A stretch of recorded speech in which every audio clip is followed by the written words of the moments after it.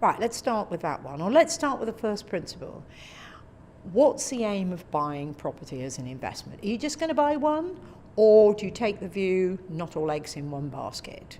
So if you're taking the view, I want to get a portfolio, maybe 4 or 5 or even a bit more, then with a view to possibly starting up a slight company, then you've got to say, well, okay, if I'm going to buy something at $250,000, I've actually really got to have enough money to buy at about $1.5 million to give me half a dozen, which means that I probably have to borrow money. So go back to the really small scale stuff. You'll get the individual who's possibly taken a pension and they're not prepared to gamble on the stock market. They may have just enough to buy a single flat at a couple of £100,000, a little bit of income to supplement their pension.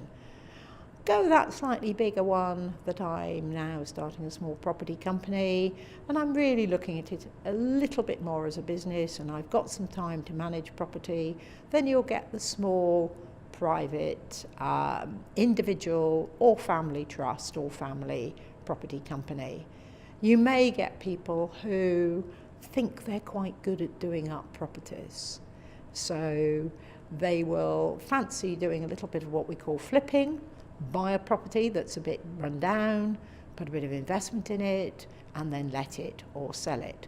So we're talking about motivated, semi-professional or amateur investors. When you start getting bigger lots, up to $1 million, up to $1 million, 5 million, something like that, then that's probably out of the risk and price bracket of all but the much richer person or the small building company that will do a lot of the flipping stuff, but it's still too small for the big investor. Because if you think that the big investor who may have 10, 20, 30 million pounds, then they don't want to be messing around with a very small individual flat. They're more likely to go for the slightly higher grade property, always with a view to having this diversified portfolio.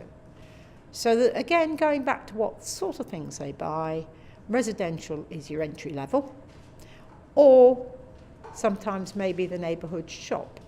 But at the moment, neighbourhood shops are quite risky because if you lose your tenant, you may well find you can't get another one and you're left with no income and you've still got to pay rates.